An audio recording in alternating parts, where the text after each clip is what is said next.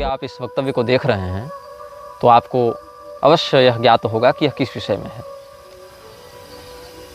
आप इस वक्तव्य को देखने से पूर्व डाउनलोड कर लें तो ज़्यादा अच्छा होगा, क्योंकि इस वक्तव्य को मिटाया जा सकता है और इस वक्तव्य के प्रसारण पर रोक भी लगाई जा सकती है। इस पूरी श्रृंखला के ऊपर भी प्रतिबंध लग सकता है। अतएव आप समस्त दर्शकों को हम यह परामर्श देंगे कि इस वक्तव्य को और इस श्रृंखला के सभी वक्तव्यों को आप डाउनलोड करके अपने पास सुरक्षित कर लें। आप इस चलचित्र श्रृंखला को अपने फेसबुक, यूट्यूब या अन्य समाचार माध्यमों में, सामाजिक माध्यमों में पुनः प्रकाशित भी कर सकते हैं, रीअपलोड भी कर सकते हैं। और साथ ही साथ हम इस बात के लिए आपको सतर्क कर दें, इस श्रृंखला में जिन विषयों पर हम चर्चा करेंगे, जिन बातों को हम अभिव्यक्त करेंगे, जो बातें हम आपको बताएंगे, वो बातें आपके जीवन शैली को, समाज और संसार को देखने के दृष्टिकोण पर बहुत ही प्रभावी असर डाल सकते हैं, बहुत ही प्रभावित रूप से आपको क्षुब्ध कर सकते हैं, आपकी मानसिक स्थिति को असंतुलित कर सकते हैं। इसीलिए निर्भयतापूर्वक, धैर्य के साथ आप इन चलचित्रों को देखेंगे। हम इन समस्त चलचित्रों के माध्यम से आप सभी लोगों को एक ऐसे संकट के प्रति जागरूक करना चाहते हैं जो आपके साथ निरंतर बना हुआ है, लेकिन आपको उसका बोध नहीं है। वो संकट आपके जन्म से लेकर आपकी मृत्यु तक जुड़ा हुआ है और आपके जीवन पर उसका जो प्रभाव पड़ता है, उससे आपकी पारलौकिक गति भी बिल्कुल स्पष्ट रूप से प्रभावित होती है। हो सकता है आप इस श्रृंखला को देखने के बाद जिन लोगों को नायक मानते हों उनको खलनायक मानने लगें, जिन लोगों को आप बुरा मानते थे वो आपकी दृष्टि में अच्छे लगने लगें। हो सकता है जो आपके लिए श्रद्धेय हों, अब इस श्रृंखला के बाद वो आपके लिए उन लोगों की छवियाँ बिगड़ जाएं, उन लोगों की छवियाँ नकारात्मक हो जाएं। हम जिस व्यक्ति के विषय में चर्चा करना चाहते हैं वो व्यक्ति यह जानता है कि हम चर्चा कर रहे हैं, वो जानता है कि आप उससे सुन रहे हैं, वो जानता है कि आप उसके बारे में जानना चाहते हैं। वो देख रहा है आपको, वो सुन रहा है आपको, वो समझ रहा है आपको और प्रभावित कर रहा है आपको। इस विश्व के सैन्य शक्ति, आर्थिक शक्ति, राजनीतिक शक्ति, शैक्षणिक शक्ति और बहुत से प्रकार के तकनीक, विज्ञान और आविष्कारों के पीछे जो सत्ताएं हैं, वो समस्त सत्ताएं जिस शक्ति के लिए कार्य कर रही हैं, जिस व्यक्ति के अनुशासन को मान रही हैं, चाहे यह जानते हुए पर भी कि हम किसके लिए काम कर रहे हैं या न जानते हुए, कुछ भय से, कुछ लोभ से, कुछ अज्ञान से, लेकिन उसके विरुद्ध जाने का साहस कोई नहीं करता। जो करते हैं वो या तो चुप करा दिए जाते हैं अस्थायी रूप से, या फिर चुप करा दिए जाते हैं हमेशा के लिए। इस व्यक्ति के प्रभाव से बचने के लिए कोई हथियार नहीं है, कोई शस्त्र नहीं है जिसको आप हाथ में लेकर खड़े हो जाएं तो ये आपसे डर जाएगा। इसकी शक्ति शारीरिक से अधिक मानसिक है। ये कई दिनों से नहीं, कई महीनों से नहीं, कई वर्षों से नहीं, कई शताब्दियों से जीवित है। इसका कोई निश्चित शरीर नहीं है, इसका रहने का कोई निश्चित स्थान नहीं है, इसका कोई निश्चित नाम नहीं है। कुछ लोग इसको शैतान कहते हैं, कुछ इसे लूसीफर कहते हैं, कुछ इसे सरपेंट कहते हैं, कुछ इसे बैफोमेट कहते हैं, कुछ इसे डेविल कहते हैं, कुछ डार्क प्रिंस कहते हैं, कुछ लोग इसे दज्जाल कहते हैं, कुछ लोग इसे अपोलियन कहते हैं, कुछ मैमन कहते हैं, कुछ लीगन कहते हैं, कुछ अजाजल कहते हैं, कुछ मेफिस्टोफिलिस कहते हैं। लेकिन वह नाम जो इससे सबसे अधिक प्रिय है वो है बीलजीबब। बीलजीबब जो है वो एक म्लेच्छ भाषा का शब्द है जिसका अर्थ होता है मक्खियों का राजा। मक्खियों का अर्थ है इसके एजेंट, इसके गुलाम, जो इसके लिए मक्खियों के समान है। आपने एंटमैन फिल्म देखी होगी। एंटमैन फिल्म में क्या होता है, चींटियों के माध्यम से बड़े बड़े युद्ध लड़कर वो जीत जाता है। चींटियाँ देखने में छोटी हैं, लेकिन अगर एकजुट होकर कोई कार्य करें तो उसका प्रभाव बहुत अधिक होता है। इसलिए छोटी सी छोटी चींटियों का समूह भी अगर किसी बड़े वृक्ष के अंदर प्रविष्ट हो जाए, उसकी पूरी जड़ को खोखली करके बड़े से बड़े वृक्ष को धराशायी कर देती है। बड़े से बड़े पर्वतों को वह चींटियाँ छोटे छोटे धूल में परिवर्तित करने का, छोटे छोटे धूल के कणों में परिवर्तित करने का साहस रखती हैं। आप एक कल्पना करके देखें, इस विश्व के 3 अरब म्लेच्छ एक ही दिशा की ओर मुख करके एक निश्चित समय पर, एक निश्चित शब्दावली में, एक निश्चित विधान से अगर किसी विषय का चिंतन कर रहे हैं, चाहे आप उसको नमाज कह लें या अजान कह लें या जो कह लें, अरबों की संख्या में एक विशाल जन समुदाय पूरे विश्व में एक निश्चित दिशा की ओर देखता हुआ, एक निश्चित विधान से, एक निश्चित शब्दावली का उच्चारण करता हुआ अगर कुछ कह रहा है तो ब्रह्मांड पर, आपके परिवेश पर उसका क्या प्रभाव पड़ता है।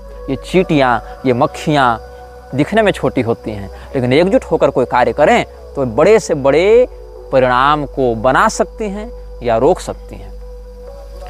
तो जो नाम इसे सबसे अधिक प्रिय है, ऐसे मैं बताऊं, ये सीधे सीधे इस्लाम की बात नहीं, ये सीधे सीधे ईसाइयत की बात नहीं, ये सीधे सीधे यहूदियों की या हिंदुओं की बात नहीं, ये बात है न्याय, धर्म, सत्य, अन्याय, अधर्म और असत्य, इन्हीं दो पक्षों की, चाहे वो किसी भी रूप में आपके समक्ष प्रस्तुत हो। तो जो नाम इसे सबसे अधिक प्रिय है उसको कहते हैं बीलजीबब। बीलजीबब का अर्थ है मक्खियों का राजा, ऐसे इसको प्रिंस ऑफ डार्कनेस भी कहते हैं।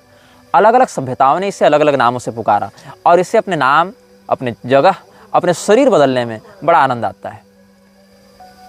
ये कहाँ उत्पन्न हुआ, कब से है, इसके विषय में कुछ निश्चित नहीं कहा जा सकता, मैं भी नहीं कह सकता। मैं इसके बारे में सब कुछ जानता हूँ ये मैं दावा नहीं करता, क्योंकि मैं जो बातें आपको बता रहा हूँ इस बात का भी संज्ञान इसे है। अब आप पूछेंगे कि ये आपको रोकता क्यों नहीं, क्योंकि ये जानता है कि मेरे बताए गए वक्तव्यों से इसके अस्तित्व पर कोई प्रभाव नहीं पड़ेगा। ये इतनी बड़ी सत्ता है कि मेरे कहे हुए शब्दों से इसको प्रभाव नहीं पड़ेगा, आपके सुनने से इसको प्रभाव नहीं पड़ेगा, आपके द्वारा दिए जा रहे प्रयासों से, आपके द्वारा दिए जा रहे परिश्रमों से इसकी सत्ता क्षुब्ध नहीं होगी, इसकी सत्ता प्रभावित नहीं होगी। कुछ लोग इसे अस्मोडियस कहते हैं। मैंने इसके कुछ नाम अपने शोध से व्यक्त किए हैं, कुछ अपनी साधना से व्यक्त किए हैं। मेरे कथनों में एक बड़ा अंश मेरे अध्ययन का होगा, एक बड़ा अंश मेरी साधना का होगा, एक बड़ा अंश उन विशेषज्ञों से बैठकों का होगा जिनके साथ मिलकर हमने इस विषय में शोध किया है। कुछ लोग इसे अजाजिल कहते हैं, कुछ बेफोमेट कहते हैं, कुछ सेखमेट कहते हैं, कुछ बेहमत कहते हैं, कुछ समेरियस कहते हैं, कुछ मारदुक कहते हैं। और आप एक फिल्म देखे होंगे थुम्बाड़, जिसमें एक शैतान होता है जिसका नाम था हस्तर। आपको लगता है फिल्में केवल डायरेक्टर्स या स्क्रिप्ट राइटर्स की कल्पना से बनती हैं, ऐसा नहीं है। उन कल्पनाओं की प्रेरणा देने वाली शक्तियाँ प्रयास करती हैं कि समाज में इन नामों की लोग चर्चा करें, और जिसके नाम की अधिकाधिक चर्चा होती है उसकी शक्तियाँ भी बढ़ती हैं। तो इसका एक नाम है अस्तर, इसी नाम को थोड़ा सा बदल कर दिया गया हस्तर। तो अस्तर जो है ये भी इसके अनेक नामों में से एक नाम है। अब ये व्यक्ति कब से है, कहाँ रहता है, इस विषय में हम चिंतन करते हैं। इसका वास्तविक नाम क्या है ये मैं दावे के साथ नहीं कह सकता, लेकिन जिस नाम का प्रयोग करके इसने अपनी वास्तविकता की एक झलक हमें दिखाई उसका नाम भी बड़ा विचित्र है। उसको कहते हैं आर्द्र म्लेच्छ। आदि म्लेच्छ नहीं, आर्द्र म्लेच्छ। हम सुविधा के लिए आपके सामने इसका नाम बताएंगे म्लेच्छराज, क्योंकि इसके वास्तविक नामों का उच्चारण करने से इसकी शक्तियाँ बढ़ती हैं, और हम चाहते नहीं कि इस श्रृंखला में इसके नाम का बार बार प्रयोग करके हम इसकी शक्तियों को अपने ही ऊर्जा प्रदान कर करके विस्तृत करें। आपने हैरी पॉटर फिल्म देखी होगी, वहाँ वोल्डेमॉर्ट का एक किरदार था, the one who can't be named. उसका नाम लेने से लोग डरते थे। मैं डरता नहीं हूँ, इसीलिए श्रृंखला को निर्गत कर रहा हूँ, लेकिन मैं ये बात आपको अवश्य बता दूँ कि इसके वास्तविक नामों का आप जितना कम प्रयोग करें उतना अच्छा है। वास्तविक नाम है आर्द्र म्लेच्छ, लेकिन आप अच्छे से समझ जाएं, इसके लिए हम इसके नाम का प्रयोग करेंगे म्लेच्छराज के रूप में। इसका एक नाम आहरिमान भी है। आहरिमान और आर्द्रम्लेच्छ दोनों इसका वास्तविक नाम है। आहरिमान आर्द्रम्लेच्छ इसका नाम है, आर्द्रम्लेच्छ इसका सरनेम है, आहरिमान इसका नाम है। तो आहरिमान आर्द्रम्लेच्छ ये इसका पूरा नाम है, first name and last name. तो ये व्यक्ति कहाँ रहता है, ये अभी जिस प्रारूप में चल रहा है, जिस प्रकार की गतिविधियों को लेकर चल रहा है, इस प्रकार की गतिविधियां ये 800 वर्षों से कर रहा है। ऐसा नहीं है कि 800 वर्ष पहले से जिंदा है, ये जिंदा उससे पहले से, उससे बहुत पहले से जिंदा है, लेकिन उससे पहले ये अपने शरीर जल्दी जल्दी नहीं बदलता था, उससे पहले ये अपना घर जल्दी जल्दी नहीं बदलता था, क्योंकि विश्व की जनसंख्या और विश्व की तकनीक, संचार माध्यम बहुत पीछे थे, बहुत कम थे।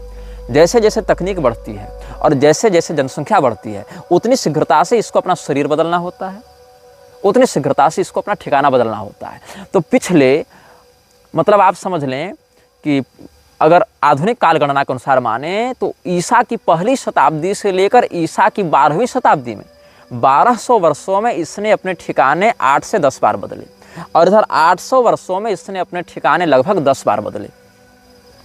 हर 2 पीढ़ियों में ये अपना ठिकाना बदल रहा है, जिसमें 4 ठिकाने इसने पिछले 80 वर्षों में बदले हैं। क्योंकि इन 80 वर्षों में तकनीक का विकास अधिक हुआ, संचार माध्यमों का विकास अधिक हुआ, यातायात माध्यमों का विकास अधिक हुआ। इसीलिए समय अनुसार ये प्रयास करता है कि विश्व की जनसंख्या को ऐसे बिंदु पर आकर रोका जाता रहे कि इसको बारंबार अपना स्थान और अपना शरीर न बदलना पड़े। क्योंकि जितने अधिक लोग बढ़ेंगे उतने अधिक विचारें बढ़ेंगे, उतनी विचारधाराएं बढ़ेंगी। विचारों की बढ़ोतरी से हर व्यक्ति की मानसिकता पर प्रविष्ट होकर उसको नियंत्रित करना कठिन होने लगता है, सर्वर लोड बढ़ता है। इसीलिए कम हो लेकिन वफादार गुलाम हो हमारे, तो ऐसे लोग इसको अधिक प्रिय हैं। मैं जिस स्थान पर बैठकर ये बात कह रहा हूँ, उस स्थान पर मैं 29 जुलाई 2015 की रात को भी बैठा हुआ था। क्यों? क्योंकि मुझे धमकी आई थी इसी मलेच्छराज के कुछ गुलामों से, जो मेरा अपहरण करना चाहते थे। और तब हम अपने घर से लगभग 1280 किलोमीटर दूर इस जगह पर बैठे थे। समय था रात के 7 बजे और दिनांक था 29 जुलाई 2015।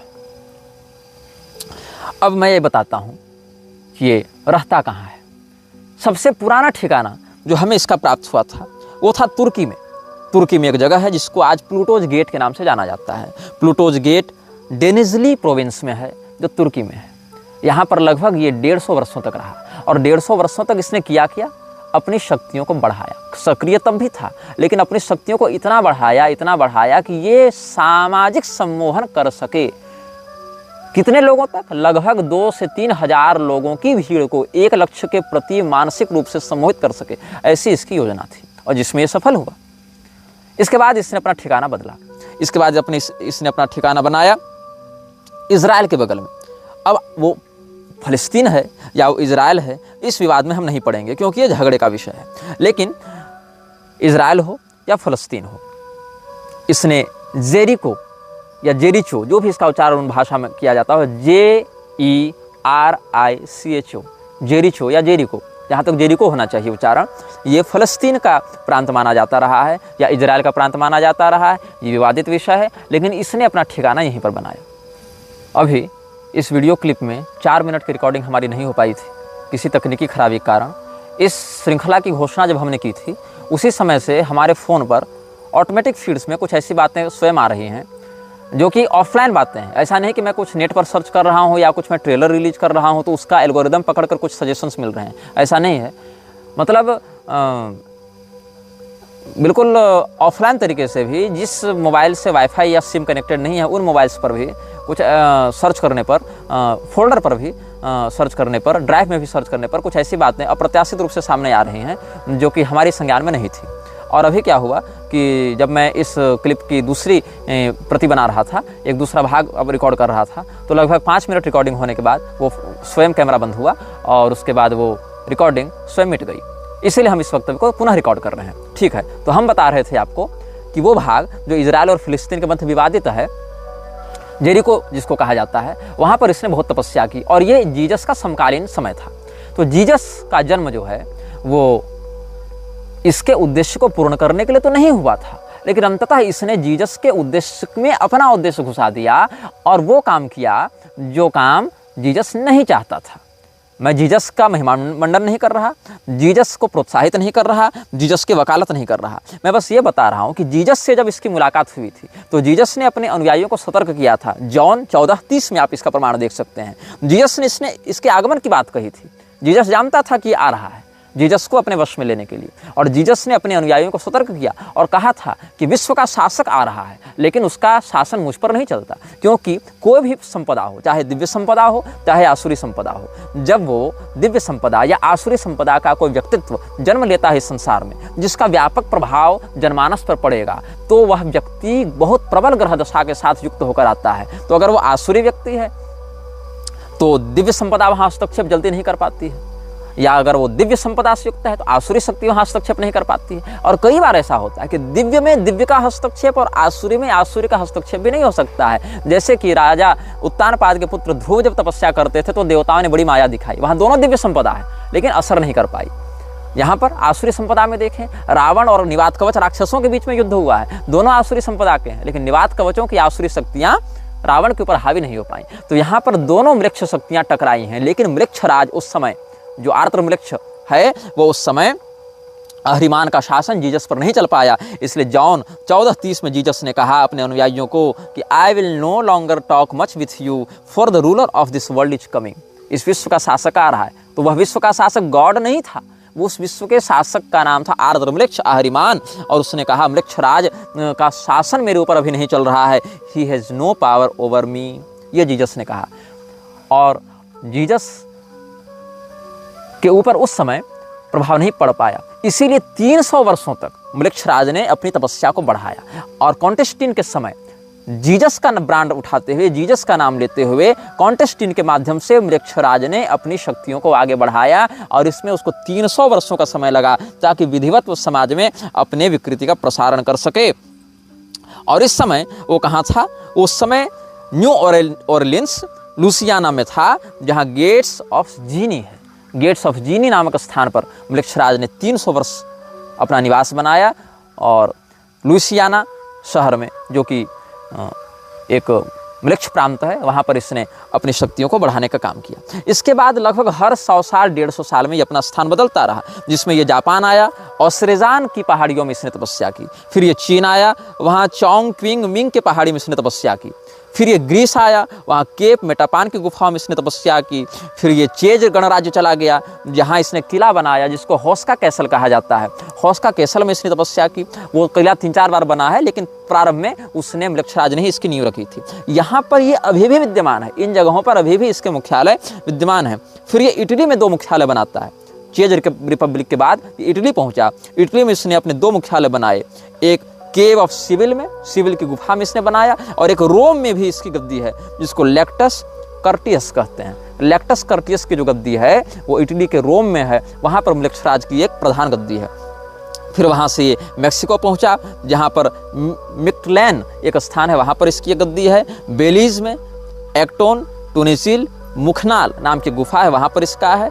आइसलैंड में एक ज्वालामुखी है, उसके अगल बगल भी इसका शासन था, जिसको हेकला ज्वालामुखी कहा जाता है। फिर पेंसिल्वेनिया में सप्तद्वार नामक स्थान है, 7 गेट्स ऑफ हेलम, वहाँ पर भी एक इसका स्थान है।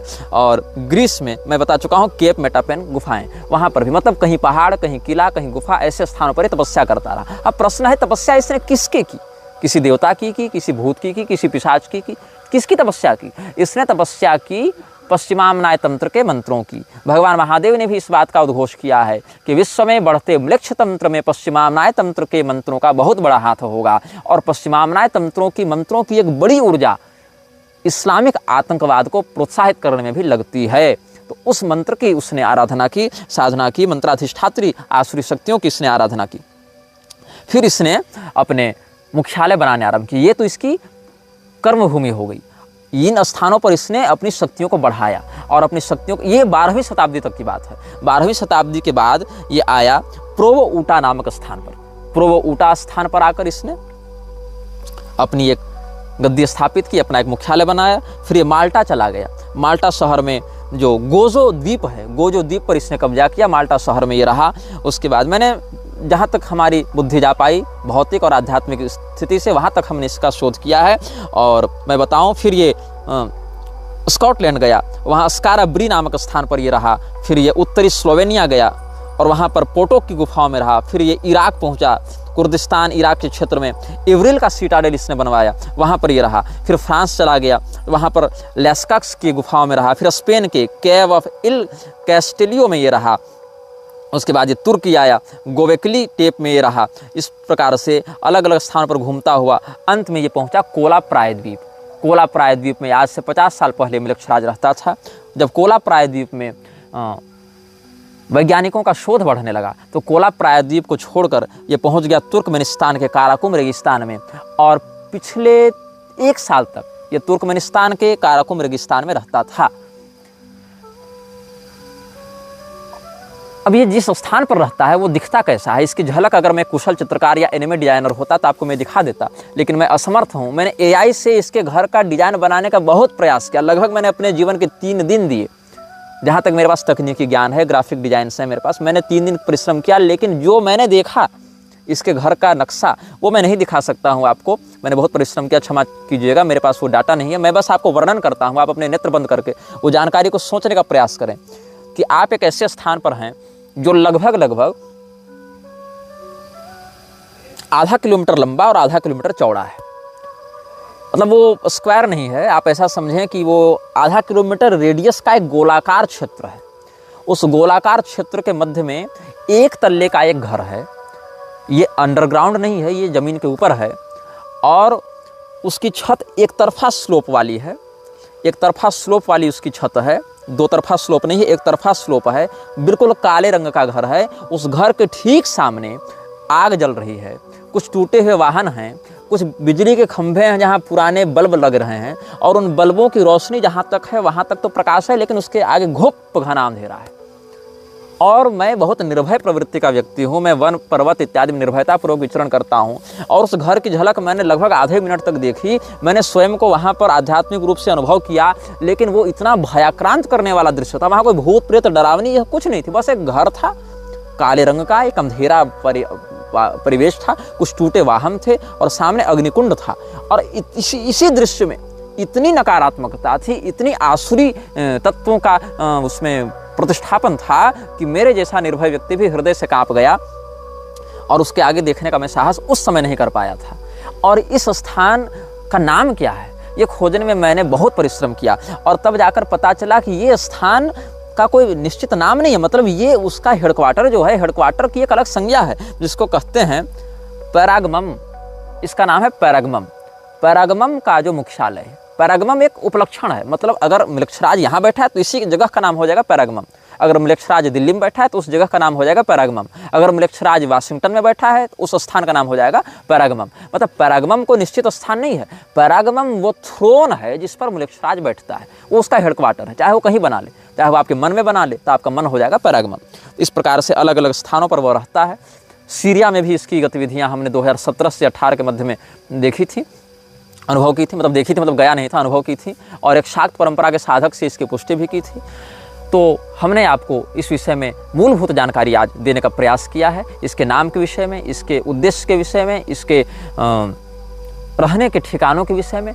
इसीलिए इस एपिसोड को हम किसी नाम से युक्त नहीं करेंगे। इस एपिसोड में हम इन्फिनिटी का चिन्ह लगाते हैं और आप सबों को हम अंत में जाते जाते एक चेतावनी देंगे।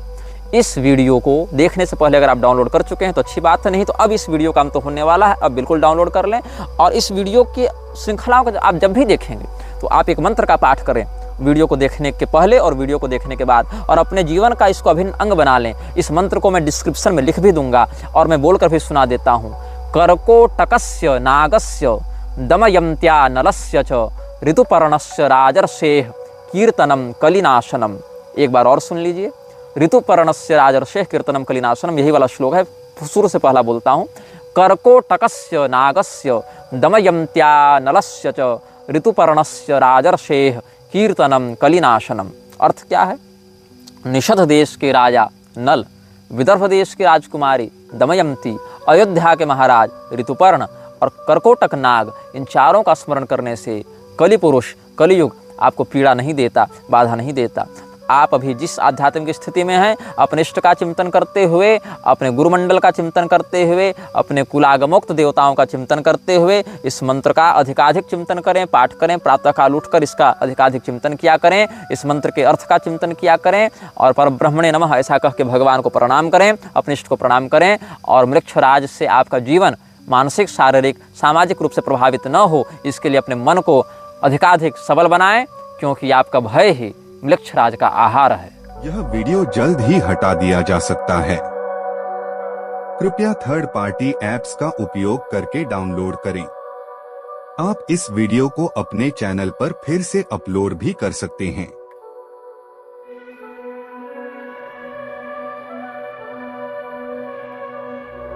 This video may get deleted soon. Please download using third-party apps.